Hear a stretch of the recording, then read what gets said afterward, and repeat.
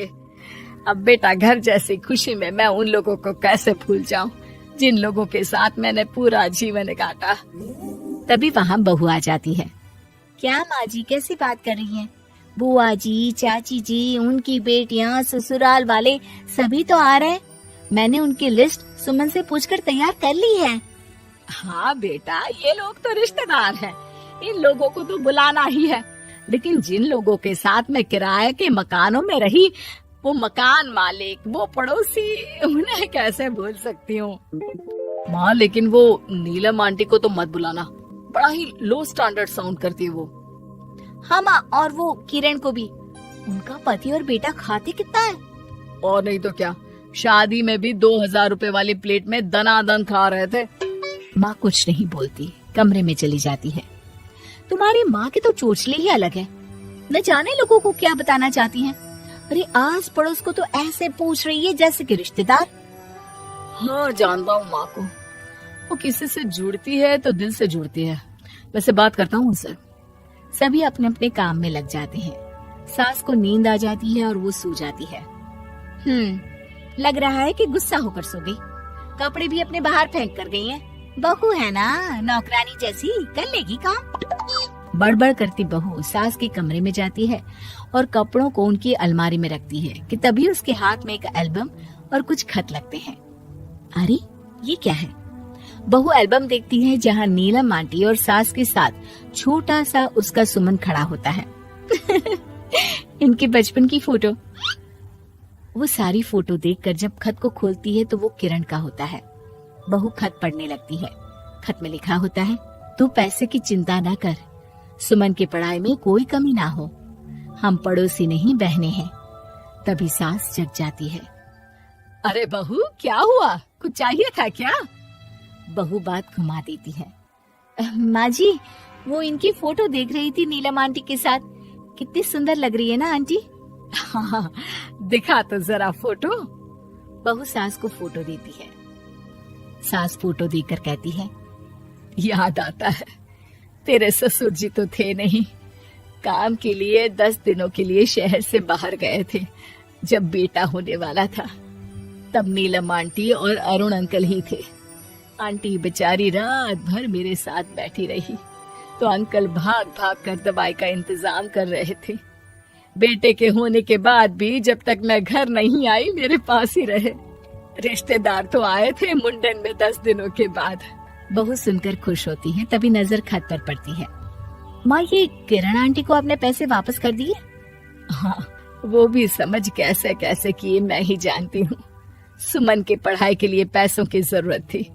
रिश्तेदारों ने तो साफ बोल दिया था कि किसी होटल में काम पर लगा दो।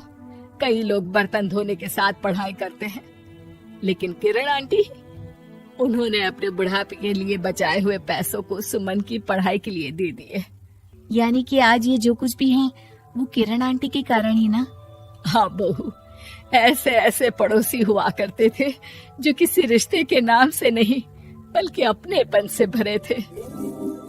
फिर सास का बोलने का रुख तीखा हो जाता है। और फिर भी देख, सुमन इन लोगों को भी नहीं बुलाने दे रहा है। माँ, मैं बात करती हूँ, ये लोग सिर्फ आएंगे ही नहीं, हम लोगों के साथ रुकेंगे भी घर में, रिश्तेदारों की तरह। सास बहू बेटे से पूछकर एक एक घर जाकर पड़ोसियों को एक दिन रहने का न्योता दे आते हैं। और फिर वो दिन भी आ जाता है जब घर में गृह प्रवेश होता है। अरे हम लोगों का कमरा कहाँ है? बड़ा कमरा देना हम लोगों को, खुला खुला। सुमन परेशान हो जाता है कि वो क्या करे, कहाँ किसका सामान रखे, कि वहीं किरण पड़ोसन आ जाती है।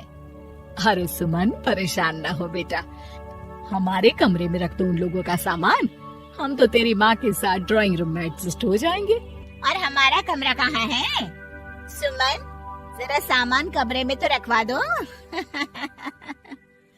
अरे ये क्या, मेरे कमरे में तो सफाई ही नहीं है। अरे बता देती सुमन, हम कहीं और रह लेते।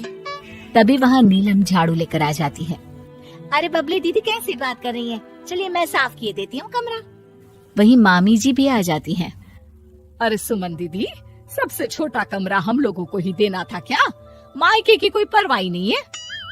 वो मामी जी, किरण आंटी और नीलम आंटी की फैमिली एक ही कमरे में है ना, तो इसलिए आप और मामा दो ही तो लोग हैं। तो मामी तो बहू के मुंह से ये बात सुनकर गुस्से से लाल पीली हो जाती है। अरे वाह जी वाह, बहू की जुबान तो देखो कितना बोल रही है। इतना बोलने वाली बहुएं भी होती है क्या? अरे रहने दो, जब मेरी बहन ने ही मेरे बारे में नहीं सोचा तो किसी और से क्या उम्मीद करें। दोनों सामान पैक करके घर से निकल ही रहे होते हैं कि नीलम आ जाती है। अरे राकेश भैया, मैं भी सुमन की तरह ही तो हूँ। आप तो हम लोगों को इतने साल से जानते हैं। हाँ, तुम लोग तो मेरी बहन से चिपकी रही गोंद की तरह। खैर कोई बात नहीं, रहो बड़े कमरे में। तभी अरुण वहाँ आ जाता है, जो नीलम का पति है। अरे भाई साहब, थोड़ा तो वक्त दीजिए, हम सारे छोटे कमरे में शिफ्ट हो रहे हैं। सारे पड़ोसी छोटे कमरे में चले जाते हैं और मामा मामी बड़े कमरे में। बहू चाची के कमरे से बाहर निकल रही होती है कि देखो कैसे बड़ा मकान बनाकर इतरा रही है। अरे जब हम लोगों ने कहा था कि घर बनवा लो, तब तो लड़के को पढ़ाने की पड़ी थी। इतना पैसा रखी थी, महंगे कॉलेज में पढ़ाया, तब बात मानी होती तो सस्ते में मकान बन जाता। बहू आगे जाती है, जहाँ दोनों पड़ोसन भी आपस में बात कर रही थी।